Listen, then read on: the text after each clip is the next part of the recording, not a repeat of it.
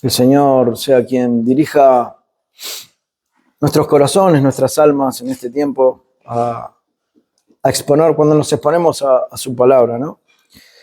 Generalmente de manera personal en nuestras vidas solemos leer la escritura, en casa, cuando estamos en privado, pero generalmente no solemos hacer una meditación sobre lo que leemos.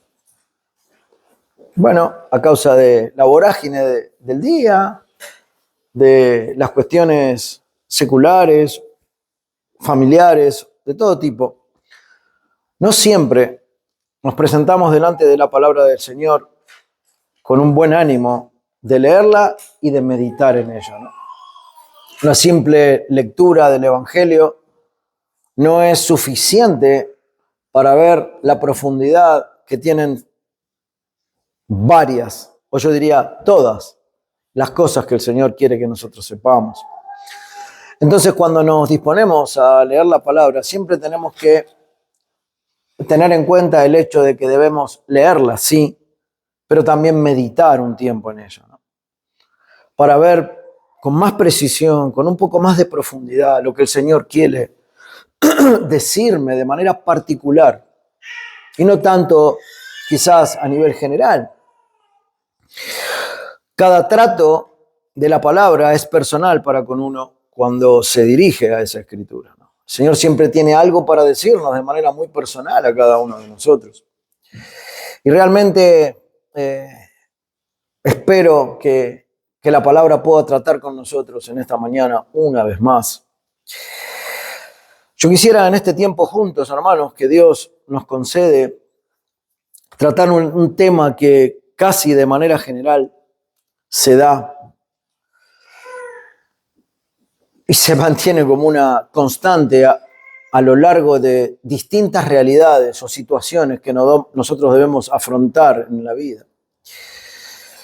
Dios en su voluntad eterna, pero también para el trato personal de cada uno de nuestros corazones, en su sabiduría excelente, porque no podemos negarla, ni podemos desafiar esa sabiduría de ninguna manera, propone en nuestras vidas momentos en los cuales vamos a ser probados. Y vamos a ser probados fuertemente, mis hermanos. Pero esa prueba de Dios para con cada uno de sus hijos tiene un propósito final, siempre. Siempre tiene un propósito final. Y ese propósito final es lo que precisamente dice Pablo en Filipenses 1:6, el hecho de perfeccionarnos permanentemente. Esto es lo que la Biblia declara. Y nosotros lo creemos por fe. Aunque muchas veces, como hablábamos en estos días, esa perfección, ese limar las asperezas, ese pulir, como le solemos decir a veces, es doloroso. Pero es necesario. ¿Por qué? Porque el Señor quiere perfeccionarnos. Esto nosotros lo sabemos, pero cada vez que Dios coloca a alguno de sus hijos en distintas situaciones en las que deben actuar con su palabra en mente, aunque nosotros nos repitamos una y mil veces y querramos convencernos de esa verdad que entendemos y que creemos que el Señor quiere perfeccionarlos, a pesar de eso, muchas veces,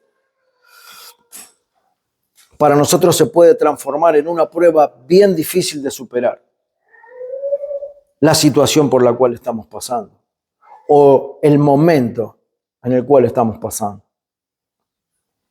Quiero decir, mis hermanos, que lo que vamos a tratar en esta mañana es algo que hemos tratado también de manera expositiva en nuestra iglesia. Y también lo hemos tratado en la iglesia de nuestro hermano Fernando. Porque esto es una constante que vemos dentro del pueblo de Dios, en la cual todos estamos involucrados.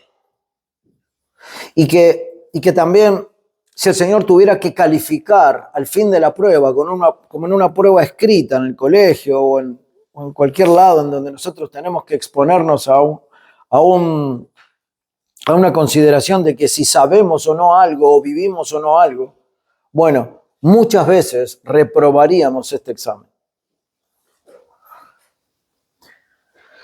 En este último tiempo, hablando con algunos hermanos y viendo varias realidades de de las iglesias en general, han aparecido muchísimas situaciones personales, porque esto es lo que va a pasar en medio de las iglesias. Hay situaciones personales de todo tipo y color, pero que a veces tienen una misma constante en cuanto a dónde Dios nos ha puesto, o a dónde Dios les ha puesto a cada uno de los hermanos, en cuanto a lo que Dios espera como respuesta de cada uno de nosotros para esas situaciones.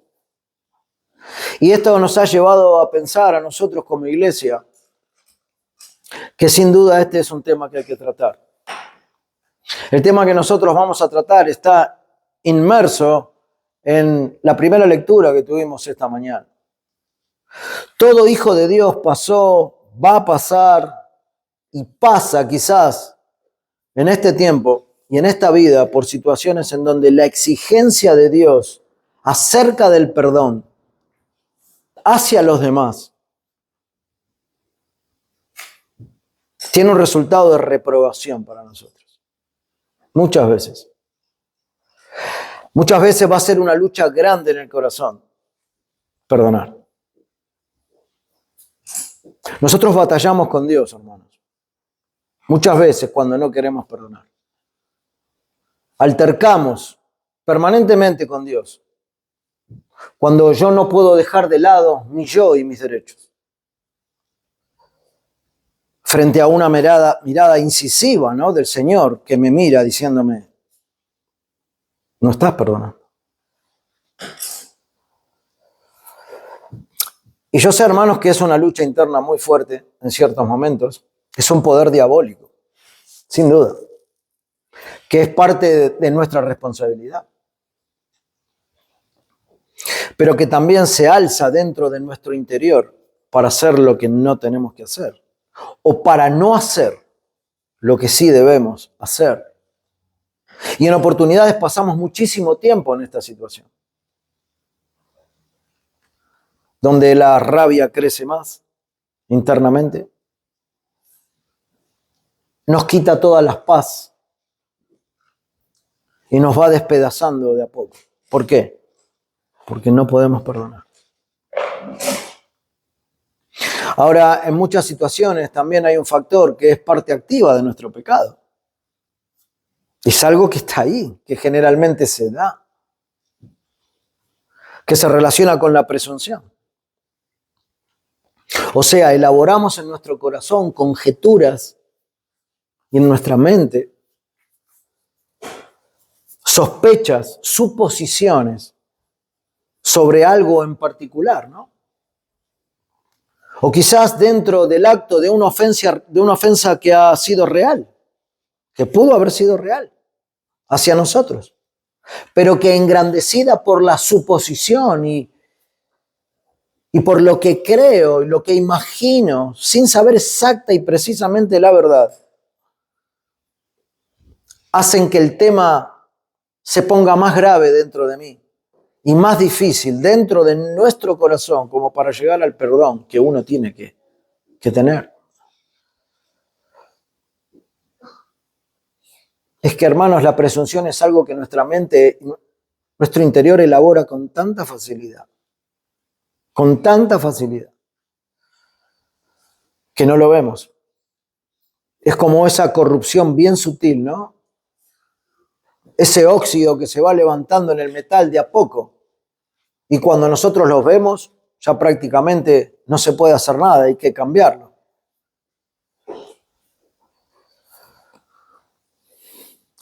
Y eso se transforma en nuestra pura verdad. Lo que yo creo y mi conjetura es la verdad frente a la situación que veo. O a la situación real de la ofensa. Lo que yo creo es lo verdadero. Lo que yo he elaborado en mi mente es la verdad. Y no me doy cuenta que por esa verdad, que a veces y en muchas oportunidades no es la realidad, me lleva a no poder perdonar. Por ejemplo, cuando decimos o pensamos algo así, ¿no? En la iglesia.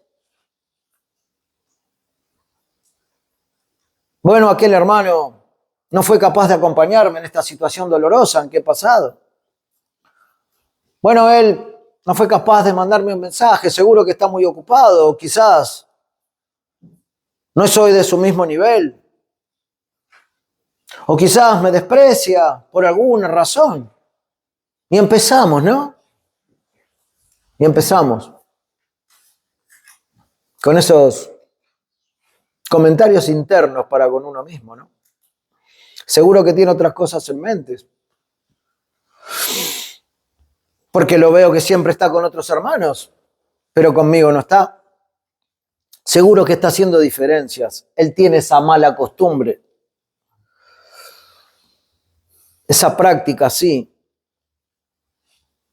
Y no solo en el ámbito de la iglesia, sino también, mis hermanos, en la vida diaria, en nuestras labores cotidianas, en la escuela. El hecho de generar pensamientos negativos en nuestro interior para con otros es ese canal que permanentemente usamos a diario, que fabrica una muralla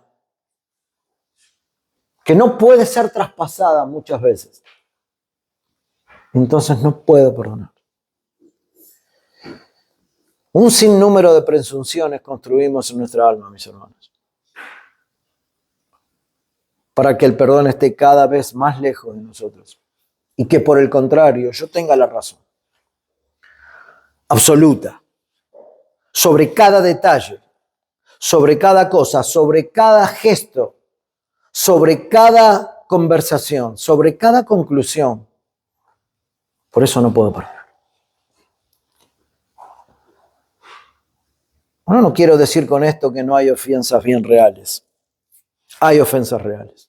Las hay, las va a haber. Nos vamos a ofender. Voy a ofenderles, hermanos. Son ofensas que muchas veces son parte de la presunción. Sí, pero en otros casos son reales. Ahora, en definitiva, sea como sea, mis hermanos, sea como sea, parte de una presunción, una ofensa real, la conjunción de las dos cosas, sea como sea, la Biblia nos obliga a ser misericordiosos siempre, siempre, siempre. Es una lucha enorme, porque así somos, ¿no? Somos engañados todo el tiempo por un corazón que nos lleva a declararnos por sobre el pensamiento de otro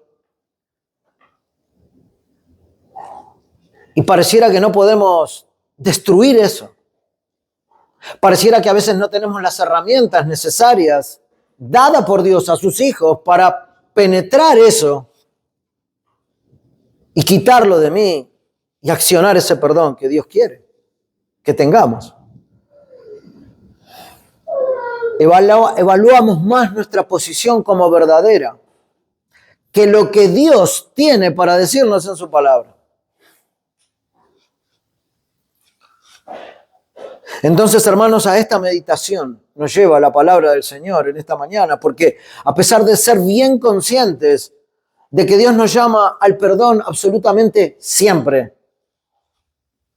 Recuerdan las preguntas de Pedro, ¿no? ¿Cuántas veces, Señor, tengo que perdonar a mi hermano?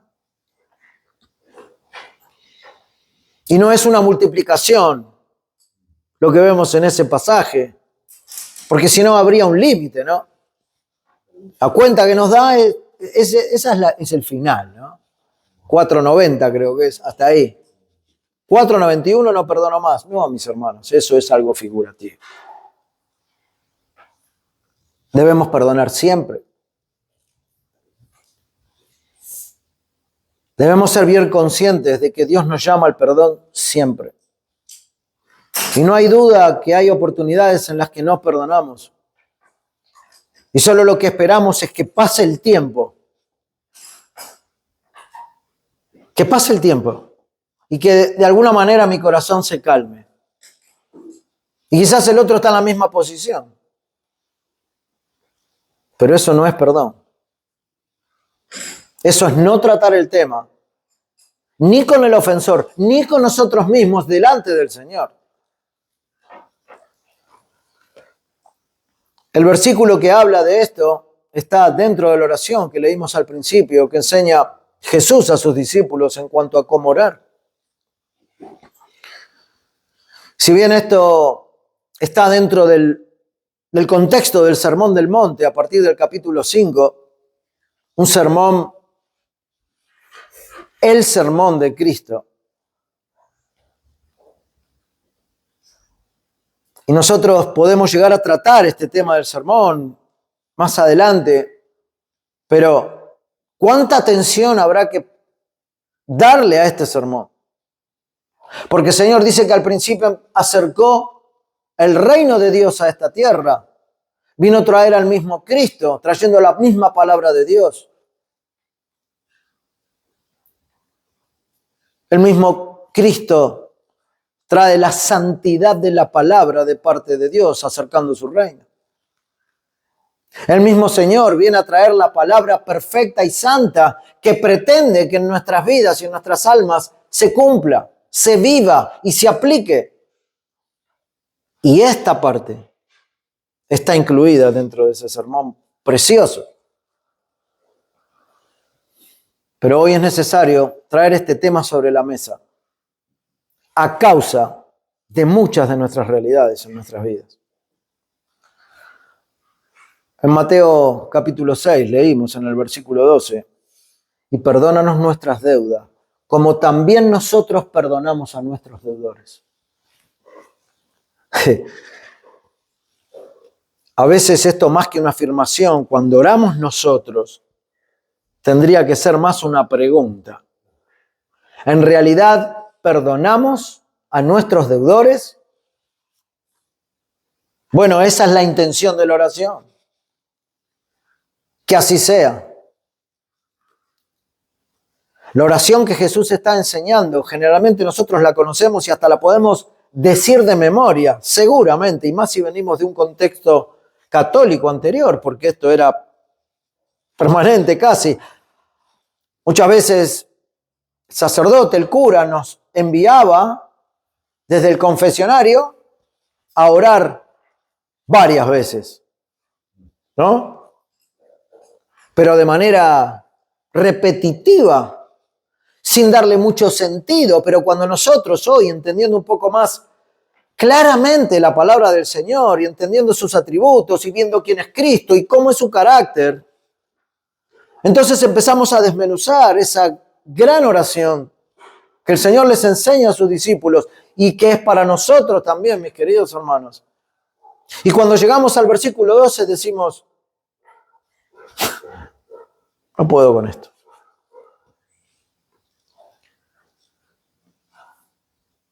No siempre hemos visualizado la profundidad de la Escritura, mis hermanos. Y creo que no lo seguimos haciendo. Y esto es algo en el cual el Señor nos exhorta permanentemente a leer y a meditar. A ponerlo en mi vida, en la situación en la que esté pasando. La situación en que Él soberanamente me ha colocado. Pero tengo herramientas bíblicas para afrontar, mis hermanos, todo. Si el Señor ha entregado a su Hijo lo más preciado para salvarnos, ¿cómo no nos dará con Él todas las cosas? Lo hará. Son promesas fieles. Entonces aquí el Señor nos entrega su palabra, nos da de su consejo. Queda tomarlo, mis hermanos, y cumplirlo para hacer su voluntad. Porque a veces oramos, Señor, que se haga tu voluntad. Pero en la práctica, yo no hago su voluntad. Vamos a tratar de desarrollar este tema en 3 puntos, mis hermanos queridos. El primer punto, perdonar, una de las pruebas de la salvación. El perdonar. No es la única, pero es una de las pruebas de la salvación. Y alguno puede decir, bueno, pero el mundo perdona. personas que quizás no son cristianas y que perdonan. Sí, es verdad. Personas con buenos valores morales que entienden que el perdón es algo que deben dar. Bien, puede ser. No podemos negar eso. Pero ¿cuál es la motivación de ese perdón? Nosotros, mis hermanos, si hemos sido tratados y convertidos al cristianismo y a lo que la Escritura dice, nuestra motivación ha de ser Cristo, porque Él ya me perdonó en la cruz y ahora yo debo ser misericordioso como Él me manda hacerlo con los demás. Y esa es una motivación que no tiene nada que ver con el perdón que el mundo da. Si seguimos perdonando como el mundo perdona, hay algo que no sucedió en nuestros corazones. No digo que es la única prueba de salvación, pero es una de ellas. Esta parte de la oración de Jesús es una oración peligrosa para quien la formule, porque está encerrando un principio que todo el Nuevo Testamento toma muy en serio. Muy en serio. La gran advertencia de Jesús es que el Padre nos va a juzgar de acuerdo a la manera en que nosotros hayamos juzgado. ¿Por qué? Bueno, porque un hombre que fue salvado por gracia muestra como prueba de su salvación la misma gracia que tuvieron para con él. No puede ser de otra manera, mis hermanos. ¿Has entendido? ¿Hemos entendido la cruz, lo que significó esa muerte de manera particular por cada uno de sus nombres y sus vidas y sus almas? ¿Lo has entendido? ¿Lo cree por fe? ¿Lo creemos por fe? Bien, gracias a Dios por eso. Y Dios quiera que todos aquí creamos en Cristo por fe, porque Él pagó mis pecados en la cruz. Pero si eso es así en muchos ya, eso es prueba de una salvación. Y ahora, con esa misma gracia, yo tengo que hacer lo mismo.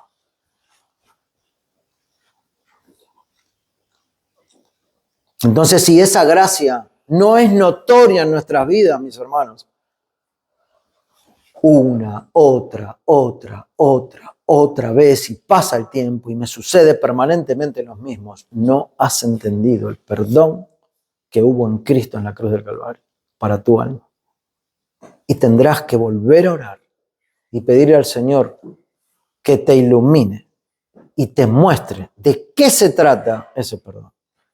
Y no quiero cuestionar la salvación de nadie, mis hermanos. Ustedes saben que no hacemos ese diagnóstico.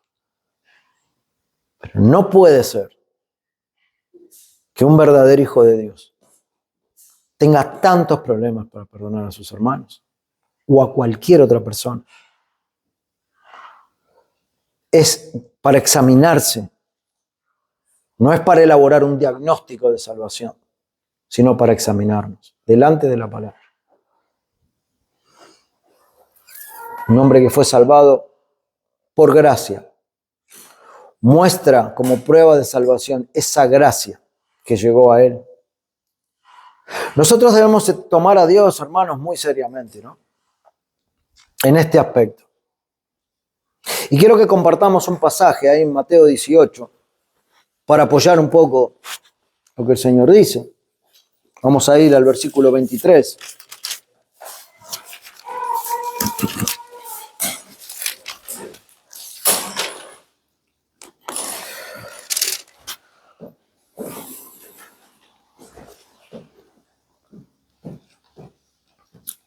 Mateo 18, 23 dice así la palabra del Señor, por lo cual el reino de los cielos es semejante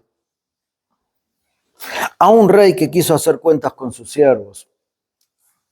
Y comenzando a hacer cuentas, le fue presentado uno que le debía 10,000 talentos. A este, como no pudo pagar, ordenó su señor, o sea, su amo, ¿no? Venderle. Y a su mujer y a sus hijos y todo lo que tenía para que se le pagase la deuda. Entonces aquel siervo, postrado, le suplicaba diciendo, Señor, ten paciencia conmigo y yo te lo pagaré todo. Muy bien. El señor de aquel siervo, movido a misericordia, lo soltó y le perdonó la deuda. Pero saliendo aquel siervo, halló a uno de sus consiervos que le debía 100 denarios y haciendo de él, o sea, tomándolo del cuello, esa es la ilustración, haciendo de él, le ahogaba diciéndole, págame lo que me debes. Entonces su consiervo, postrándose a sus pies, le rogaba diciendo lo mismo que él había dicho antes. Ten paciencia conmigo y yo te lo pagaré todo. Las mismas palabras. Mas él no quiso, sino fue y le echó en la cárcel hasta que pagase la deuda. Viendo sus consiervos lo que pasaba, se entristecieron mucho y fueron y refirieron a su señor todo lo que había pasado. Entonces llamándole su señor le dijo, siervo malvado, toda aquella deuda te perdoné porque me rogaste. ¿No debías tú también tener misericordia de tu consiervo como yo tuve misericordia de ti? Entonces su señor enojado le entregó a los verdugos hasta que pagase todo lo que le debía. Así también mi Padre Celestial hará con vosotros si no perdonáis si no perdonáis de todo corazón cada uno a su hermano sus ofensas.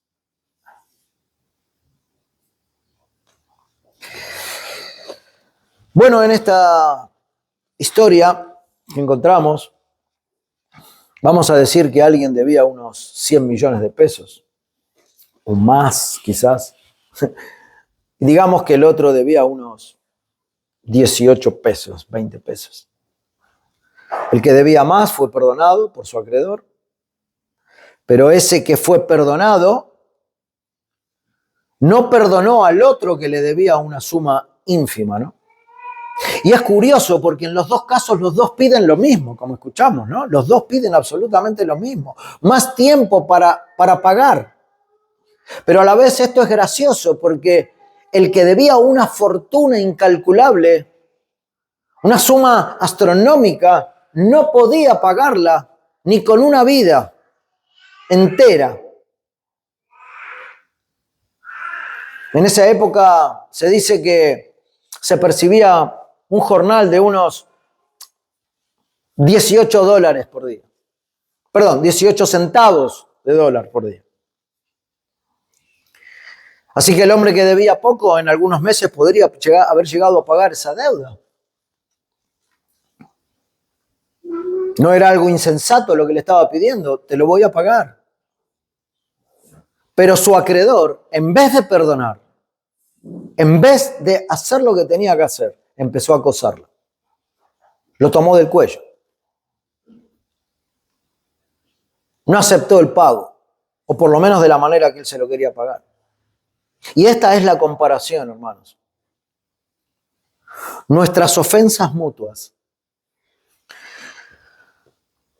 y las ofensas que la gente nos hace son como la deuda pequeña. Mientras que las innumerables ofensas que cometemos día tras día contra nuestro Señor son como aquella deuda de los 100 millones que es impagable para nosotros. Eso es lo que está queriendo decir el pasaje, muy resumidamente. Esto no se trata de una empresa en la cual el Señor se le ocurrió decir, bueno, hay alguien que le debe a tal o a cual, y es una cuestión de pagos, recibos y cosas. Hermanos, esto tiene una connotación espiritual para nosotros. De eso trata la Biblia. No se trata de la cantidad del dinero ni la deuda en sí. Lo que se trata es qué nos llevamos espiritualmente. Jonathan Edwards, en un sermón que estuvo titulado como La justicia de Dios en la condenación de los pecadores, dijo: cualquier pecado es más o menos odioso según sea el honor y la majestad de a quien hemos ofendido. Eso es lo que dijo Jonathan Edwards, y la verdad que es una gran declaración. Porque como Dios es infinito en honor, es infinito en majestad, es infinito en santidad, el menor desprecio o el menor pecado que cometemos delante de Él es de infinita consecuencia. Hermanos, nosotros minimizamos nuestros pecados. Nosotros no vemos nuestros pecados como Dios los ve. No los vemos. Nosotros no aborrecemos el pecado como Él lo aborrece. Nosotros no podemos ver las cosas como Él las ve porque no meditamos en su palabra. No aplicamos su palabra cuando llega a nosotros, a nuestras vidas, de manera muy particular y precisa. Señor, ¿qué quieres que haga? Ahí está lo que quiero que hagas. Hagámoslo. No es tan difícil. No le es difícil al Hijo de Dios, con el mismo espíritu que vemos en su palabra, para poder contrarrestar las obras del mal. No es difícil, mis hermanos, podemos. Pero parece que no nos tomamos el tiempo para mortificar ciertas cosas. Y me temo que no se toma conciencia, mis hermanos, de esta verdad. Los pecadillos o pecadillos, vamos a decir, Dios los toma como una falta gravísima. No son tonteras delante de Dios. Hermanos, nosotros somos deudores que no podemos pagar y que en esa condición fuimos liberados de ir a la cárcel o a la condenación. Cada vez que no otorgamos perdón, te quiero decir lo que está sucediendo. Estamos olvidando que somos libres porque alguien ya pagó nuestra fianza por el pecado. Cuando yo no otorgo perdón de todo corazón real al otro, estoy olvidando que yo tendría que estar preso por mi propia deuda frente a un Dios santo. Se me está yendo de la mente. Cuando no perdono, estoy negando la misericordia que Dios tuvo conmigo. Claro, no lo expreso verbalmente, pero eso es lo que está sucediendo, hermanos. Insultamos a Dios cuando no damos nuestro perdón. Y gracia a quienes lo piden.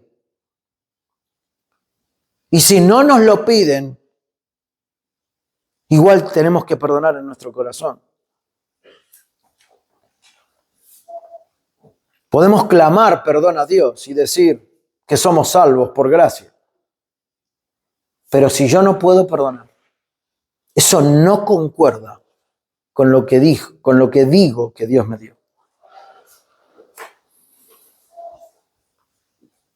Un dato importante aquí, que incluso debemos saber y considerar, en el acto de perdonar las ofensas a otros, no hay ningún mérito, hermanos. No hay ningún mérito. No es que podemos recomendarnos a Dios por haber perdonado a alguien. Y entonces ahora, Dios, ves qué buen corazón que tengo, me tenés que perdonar. ¿No ves que yo perdono a otros? De ninguna manera esto es así, hermanos. No hay negocios con Dios.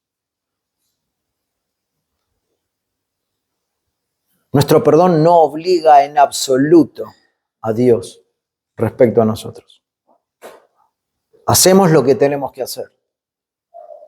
Siervos inútiles somos, lo dice Lucas. Así también vosotros, cuando hayáis hecho todo lo que os ha sido ordenado, mejor decir, siervos inútiles somos, porque lo único que, lo que debíamos hacer hicimos. No hay mérito. ¿Y cómo sabemos que esto es lo que hay que hacer? Porque Dios lo declara en su santa palabra. No merecemos nada por nuestra obediencia, mis hermanos, porque si la hay, solo es un requisito de los ciudadanos del reino de Dios. La obediencia a Dios es nuestro deber. No es un favor que nos hacemos a nosotros mismos o un favor que le hacemos a Dios. Solo es lo que debemos hacer. Y hay un concepto que debemos entender, hermanos, si no queremos fallar. La obediencia nunca es considerada como servicio, sino como un deber que tenemos como hijos de Dios. No es un servicio por encima o más allá de la llamada del deber, de ninguna manera. Y esto si lo trasladamos al ámbito del trabajo, a lo laboral, a nuestras tareas seculares. Nosotros vamos a trabajar por un sueldo a fin de mes. Pero a veces pareciera que tendríamos que cobrar algo más porque, claro, yo me desvivo por mi trabajo. Yo hago tantas cosas, estoy bien ocupado, hago lo que los demás no hacen. Soy bien obediente, bien dispuesto. Eso me tiene que traer una retribución extra en cuanto a lo material. Hermanos, hermanas, por favor, obedeciendo solamente estamos haciendo lo que se nos ha pedido. Claro que hay que darle la gloria a Dios en todo. No todo es por lo material. Haciendo lo justo y lo que nos toca hacer. La única posición a lo que nos llama a entender lo que Dios dice es a postrarnos y a rogar su perdón. ¿Alguno se quiere colocar en alguna posición? Póstrese y ruéguele al Señor. De su perdón y de su trato personal para con tu corazón y mi corazón, para que podamos hacer lo que Él nos pide que hagamos. Agustín decía, dame lo que me falta para darte lo que me pides. O dame lo que no tengo para darte lo que me pides. El Señor nos ha dado perdón. Y ahora requiere de nosotros que nosotros lo demos. ¿Nos lo ha dado? Claro. ¿Y por qué no lo damos?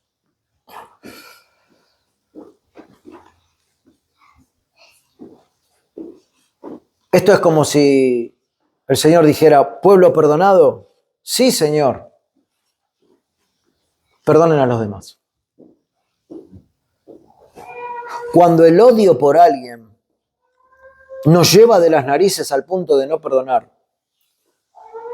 estamos faltando a la vida y a la naturaleza de Cristo. Y al mismo tiempo fallamos en mostrar esa vida. Y esa naturaleza que supuestamente ya está en nosotros. Cuando el rencor, mis hermanos, te atrapa fuertemente por alguna ofensa, cuando la injusticia o cuando el dolor que te ha producido la ofensa o lo que creas que te está sucediendo no te deja ver claramente el mandato del Señor, entonces, hermanos, no estás mostrando a Cristo. Esto es pecado y va a tener sus consecuencias. ¿Estás bien molesto con alguien en estos días? ¿Porque te ofendió muchísimo? ¿Y querés ser resarcido de eso? ¿Y que te pidan perdón? Bien, bueno sería que te pidan perdón. ¿Quién te ofendió? Pero ¿estás dispuesto a darlo de todo corazón y realmente? ¿Enteramente? ¿Y a olvidar por completo esa ofensa? ¿Estás dispuesto? ¿O sos de aquellos que siguen dándole vueltas al tema en su interior? Y que siempre siguen mirando de reojo al ofensor. Porque esto es otro matiz, ¿no? Que a veces sucede. En oportunidades en que digo, luego de la ofensa, ¿no? Sí, sé que debo perdonar, entonces, bueno, así medio entre dientes, digo, lo perdono. No pasa nada, ya está, ¿no? Está disculpado, como para sacarme el tema de la conciencia. Pero eso no es real perdón, mi hermano. Y nos engañamos fácilmente, muy fácilmente. En realidad el odio sigue ahí. Porque no pude perdonar. Porque tampoco lo pude tirar al fondo de la mar, como el Señor lo ha hecho con nuestros pecados. El odio sigue ahí. El rencor sigue ahí. El dolor sigue ahí, en el mismo lugar. La relación ya no es la misma. Y peor aún, mi querido hermano, si esto es en el ámbito de la iglesia, yo te quiero decir con total seguridad cómo va a terminar esto. Y no porque yo sea un visionario, sino porque esto es lo que produce el pecado. A veces no tenemos conciencia cuál es el alcance del pecado o de mis pecados en esta vida.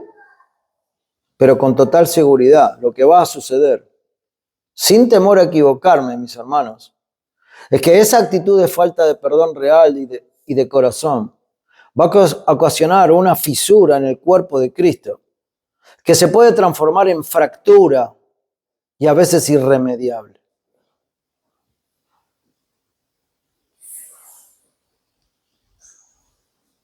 Porque nunca se trató profundamente con amor y con perdón incluido. Y puede llegar a veces a términos peores. El hecho de no hablar con el hermano. El hecho de despreciarlo. De despreciarle el saludo, alguna invitación. Falta de trato, en fin. Todas conductas, vamos a decir, anticristianas.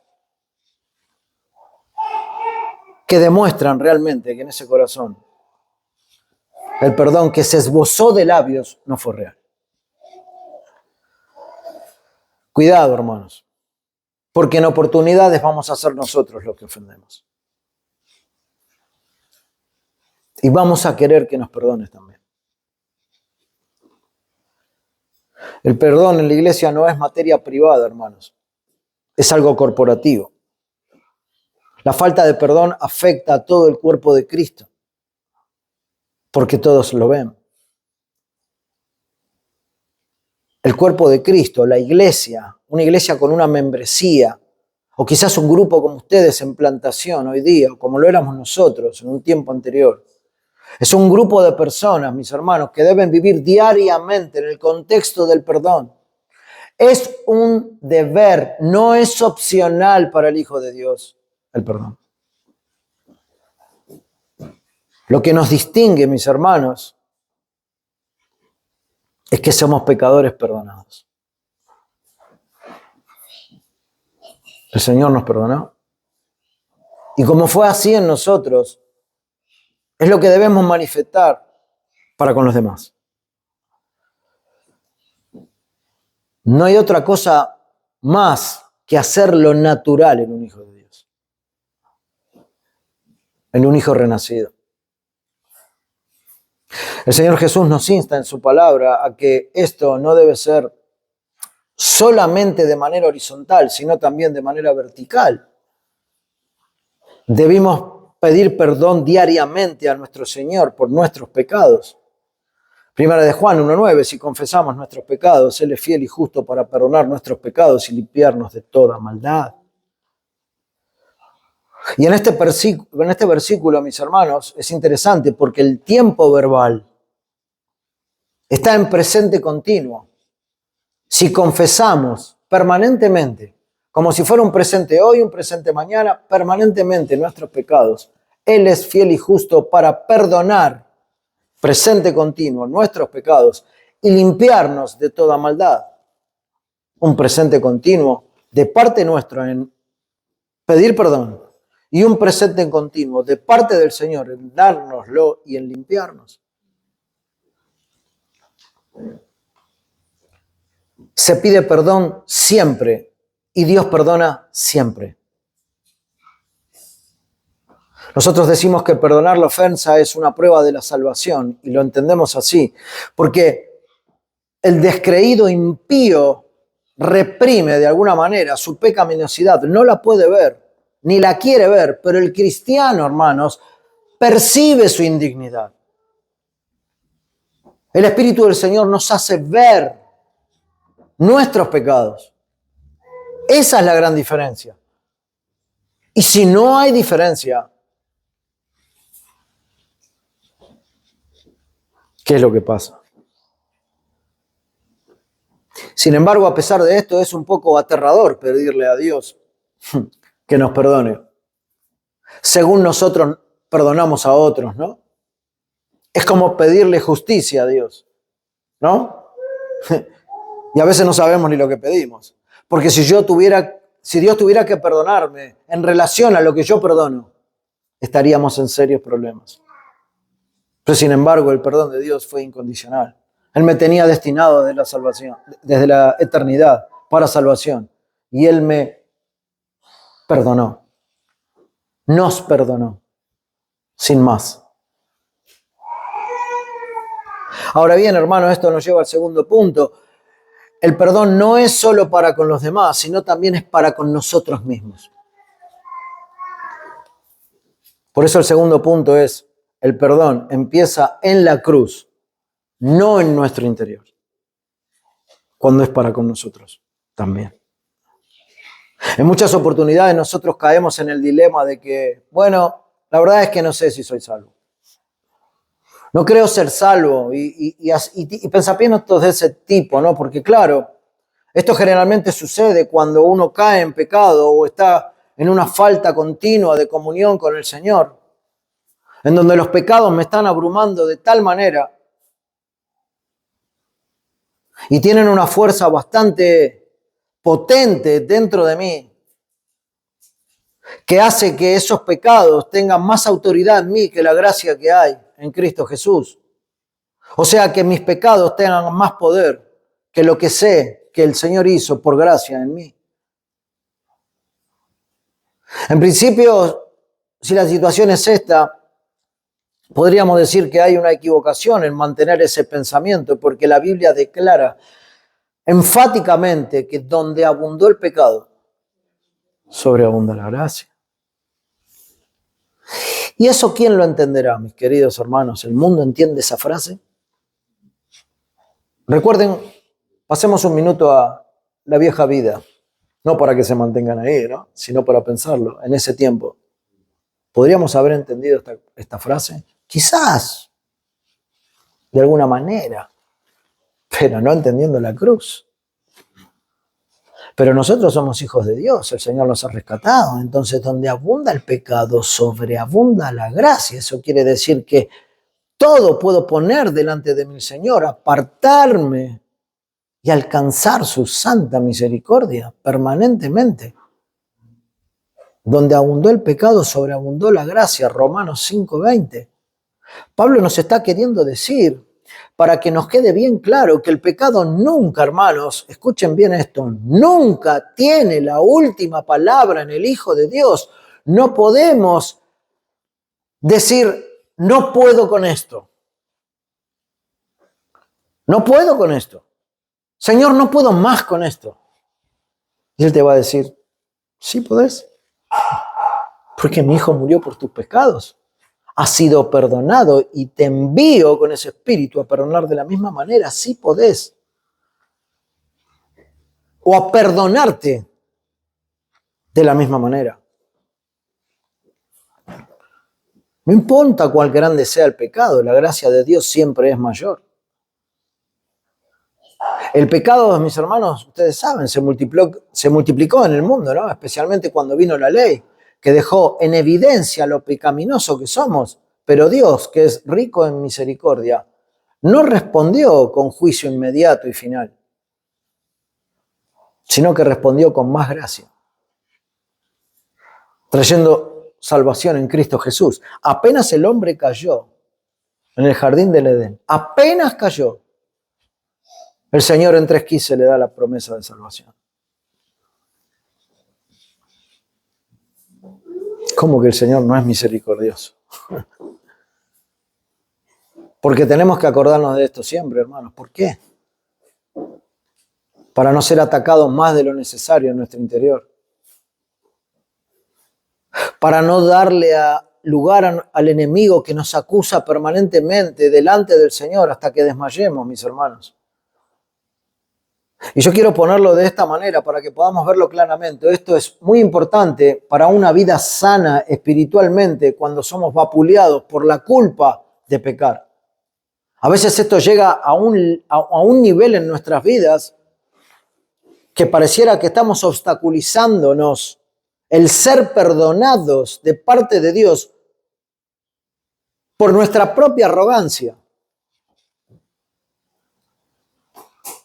El mandamiento a perdonar a los otros según nosotros hemos sido perdonados se aplica también al asunto de perdonarnos a nosotros mismos. Cuando confesamos nuestros pecados particulares a Dios, tenemos su promesa fiel, segura y firme que no cambia de que Él nos va a perdonar. Ahora, desafortunadamente, no siempre creemos esa promesa y por eso pasamos largas temporadas abatidos, mis hermanos, internamente. Y leía algo sobre esto y decía que la confesión demanda humildad en dos niveles. La confesión de pecado, ¿no? El primer nivel es admitir realmente la culpa. Porque si yo no puedo distinguir el pecado, no tengo nada de qué arrepentirme. Lo tengo que ver claramente.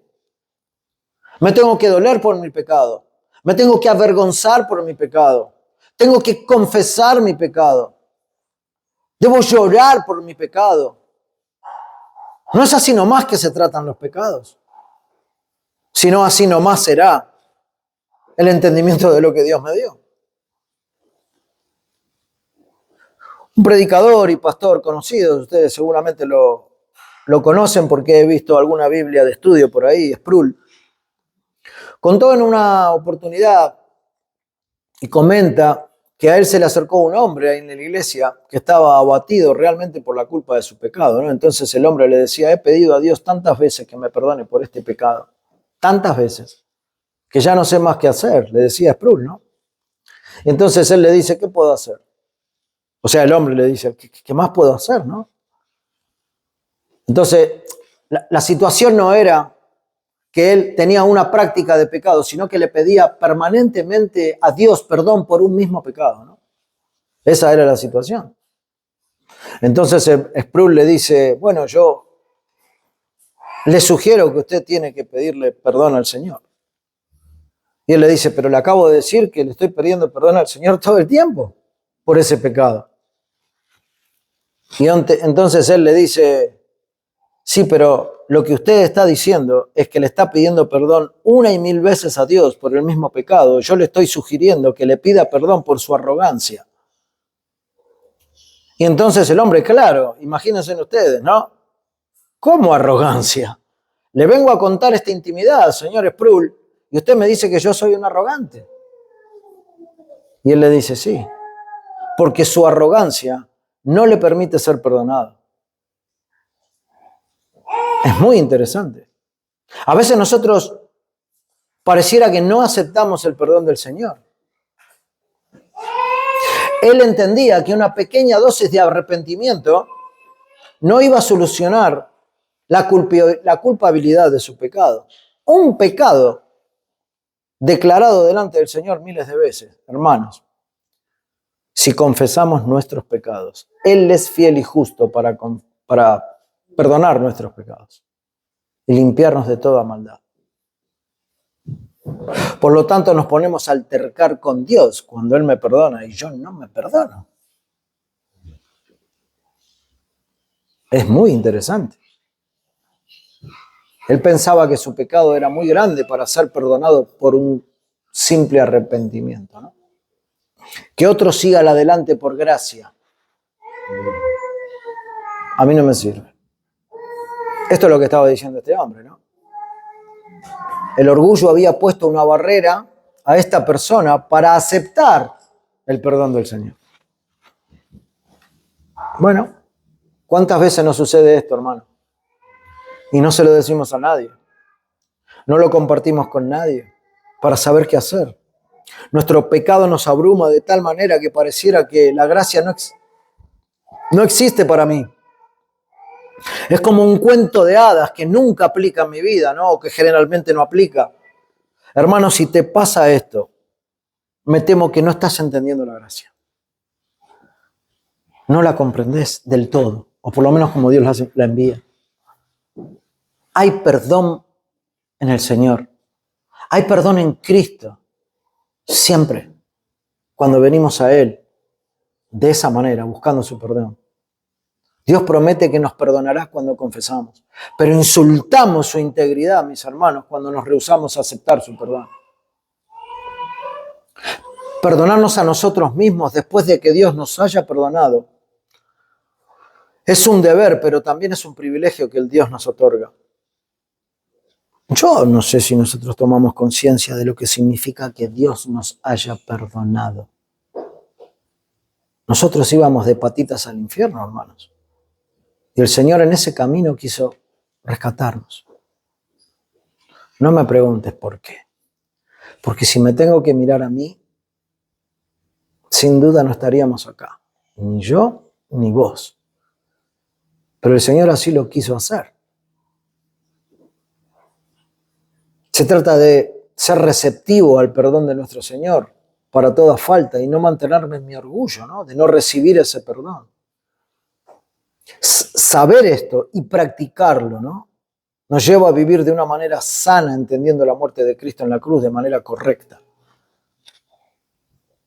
Esa cruz me perdona a mí. Sí, ya sé que el Señor murió por los pecados del mundo. Eso tiene que ser personal. El Señor estaba en esa cruz hace 2000 años atrás, pensando en mí. ¿Comprendes eso? ¿Comprendo yo eso? No olvides eso, hermano. Hacelo carne en tu interior y libérate de la culpa que Satanás quiere instalar culpándote ante Dios. Cristo ya lo pagó. Cristo pagó el pecado que vamos a cometer mañana, hermanos. No tengo ni idea cuál va a ser. No me puedo imaginar, quizás, pero voy a tratar de no hacerlo. Cristo pagó el pecado que vamos a cometer dentro de algunos años. Cristo pagó el pecado que vamos a cometer 5 segundos antes de pensamiento, de hecho, de palabra, como sea, de la muerte. Cristo ya lo pagó. Cristo ya lo pagó. Pero el tercer y último punto en esta mañana, mis hermanos, es que el perdón es serio. Y este último punto nos lleva a considerar la advertencia final que Jesús deja en los versículos 14 y 15, ahí en Mateo capítulo número 6.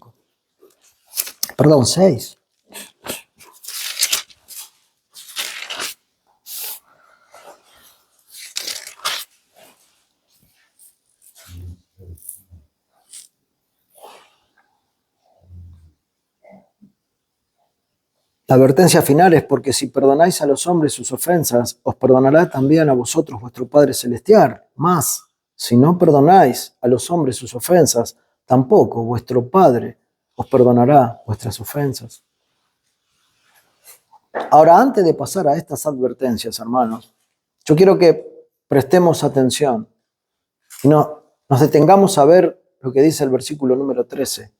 Luego que el 12 dice, y perdónanos nuestras deudas como también nosotros perdonamos a nuestros deudores, el versículo 13 dice, y no nos metas en tentación, mas líbranos del mal, porque tuyo es el reino, el poder y la gloria por todos los siglos. Amén.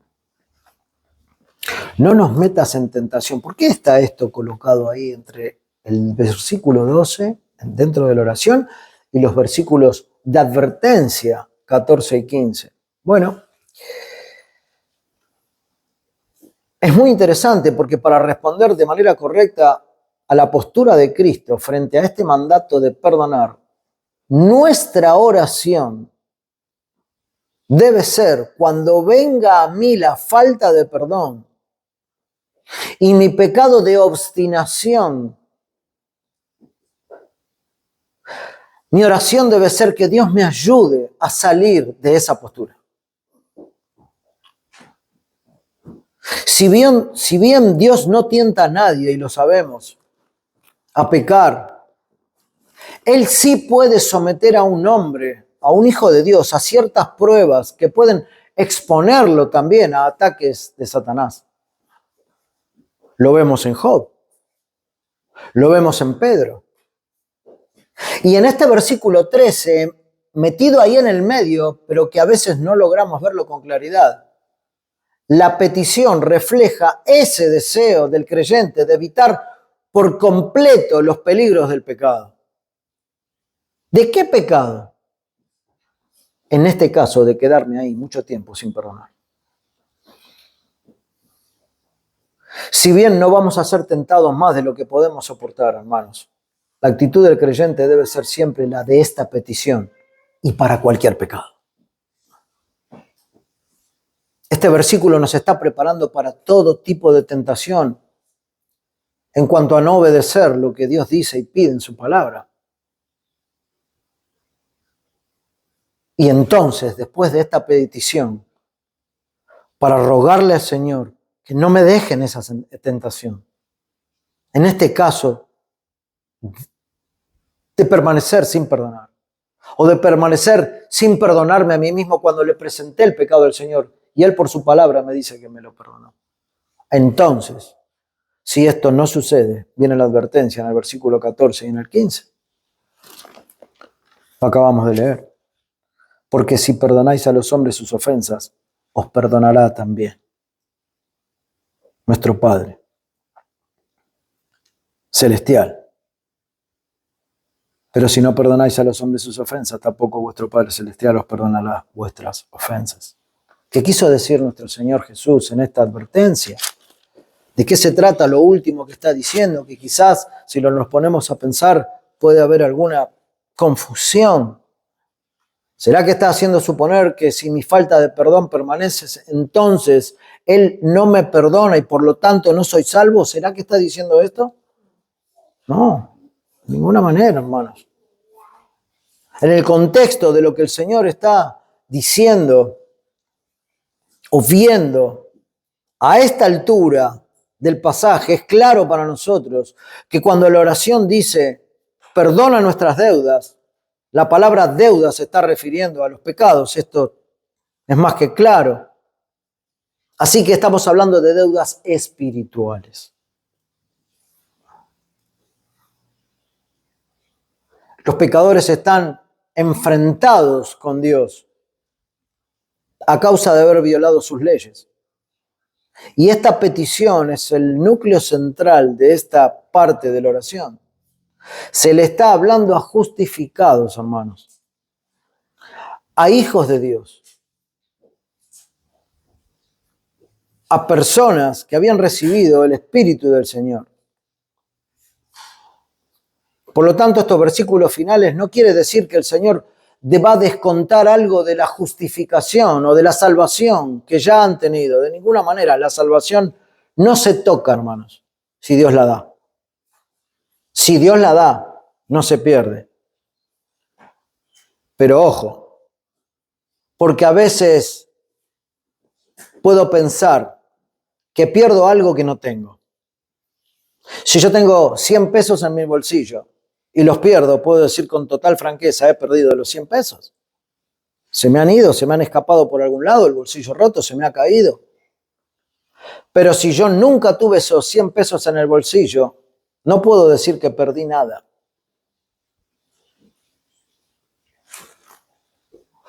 La salvación cuando viene no se pierde, por lo tanto el Señor no está hablando de esto.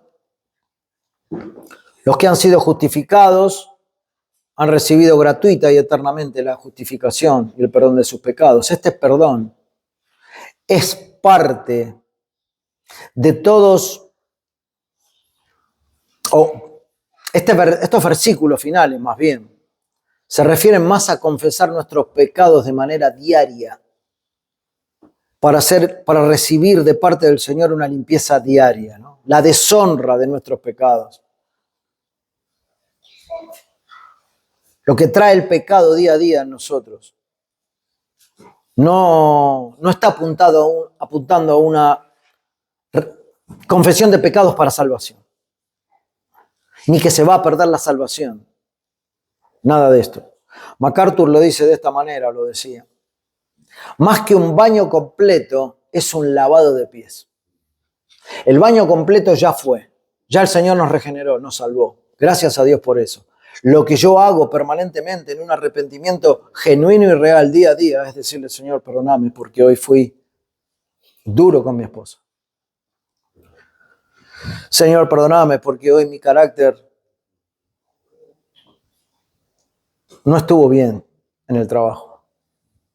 Señor, perdóname porque he sido egoísta con mis hijos. Señor, perdóname porque no he tenido misericordia de los que viven en mi casa. Señor, perdóname porque no he podido hoy perdonar a mi esposa. Ayúdame a ponerme a cuenta con ellos. Señor, perdóname porque he tomado de lo que no es mío. A eso Dios se refiere cuando dice confesarle todos los pecados día a día. No es el primer baño y definitivo que nos dio, sino la limpieza parcial de cada uno de nuestros pecados en el día a día. No está diciendo que ganamos el perdón de Dios por merecerlo al perdonar, sino que el que ha recibido el perdón de Dios debe demostrarlo perdonando a otros. Negarse a perdonar es una señal de que quizás no has aceptado ni entendido el perdón de Dios todavía. No es siempre así, hermanos, pero puede ser. Entonces, ¿qué es lo que cierra enseñando el Señor Jesús aquí para terminar? Primero, que el perdón no es opcional para el cristiano. Nunca es opcional. En segundo lugar, que la gracia recibida se convierte en gracia ofrecida. En tercer lugar, que si guardamos rencor estamos negando en la práctica la gracia que decimos haber recibido. En cuarto lugar, mis hermanos queridos, Jesús no está imponiendo una carga moralista, sino que está describiendo la evidencia de un corazón transformado.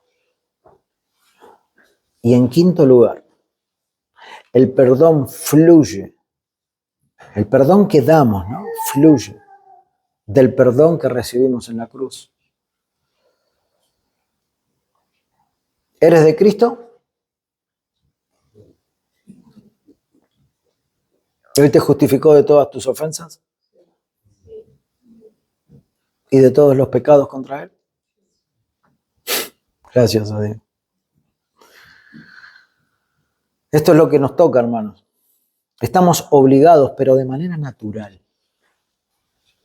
No al latigazo, como decimos siempre, ¿no? Sino de manera natural, a perdonar. Y esto es muy importante, esas tres palabras. De todo corazón. De todo corazón. De todo corazón, mis hermanos. El Señor nos perdonó de todo corazón. Como lo señala la historia de los dos deudores. No hay opción para el cristiano. Pero si todavía Cristo no es tu Señor, si todavía estás batallándote con que, oh, qué pesado, oh, siempre lo mismo, hoy tengo que escuchar esto.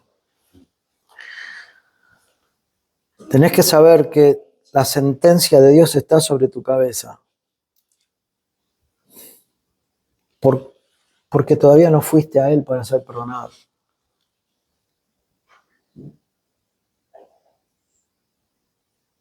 No es casual que alguna vez en tu vida hayas quedado expuesto a esta verdad. No hay casualidades para Dios. Si escuchas hoy su voz, no endurezcas tu corazón. Vení a Cristo. Tus pecados son una ofensa permanente a Dios si no estás en Cristo. Pedile perdón de corazón. corazón, Señor, perdóname.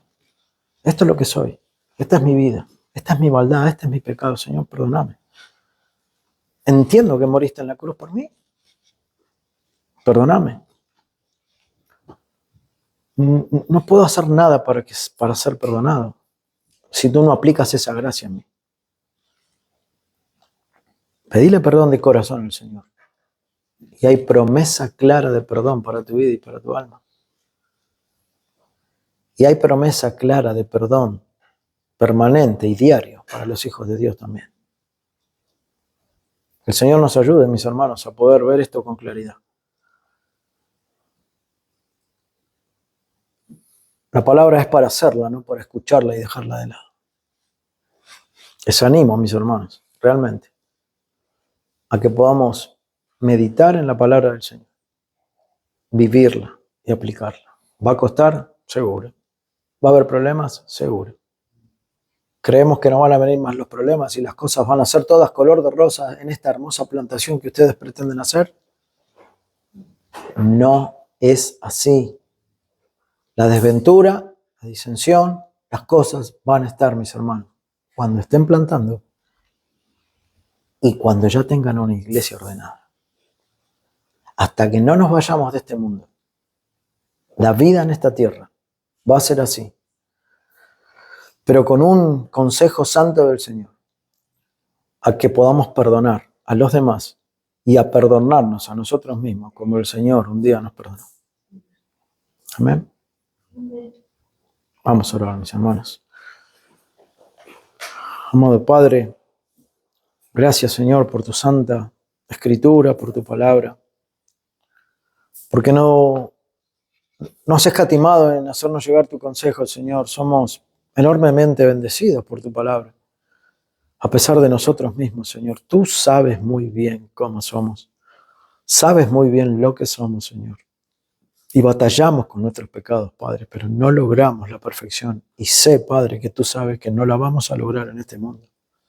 Pero que eso no sea motivo para pensar que no hemos sido justificados y que no podemos llevar adelante tu palabra, Padre. Tú has ganado la victoria en la cruz, Señor, frente al pecado, frente al enemigo y frente a la muerte. Solo nos queda tomarnos de ti, Padre Santo, bien fuerte, bien cerca de ti y vivir la vida que tú quieres que vivamos. Ayúdanos, Señor nuestro. Guía a este pueblo en este lugar, Señor. Confróntalos con sus pecados, Señor, y muéstrales tu verdad. Guarda cada iglesia en donde tu palabra sea expresada, Señor, con claridad y de forma reverente, Señor, para que cumpla la función por la cual tú la enviaste. Te agradecemos, Padre, este tiempo, en nombre de Jesús. Amén.